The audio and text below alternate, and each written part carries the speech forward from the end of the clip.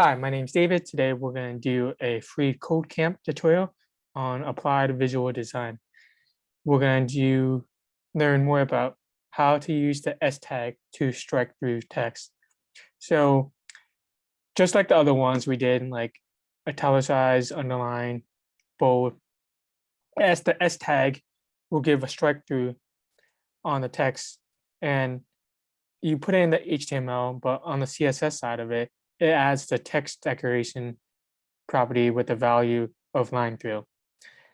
For this exercise, it wants us to wrap the S tag around Google inside the H4 tag and then add the word alphabet inside of it, which should have a strike through formatting.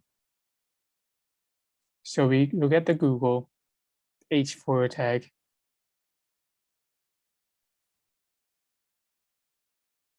Okay, so we put the S like that, and then add the word alphabet.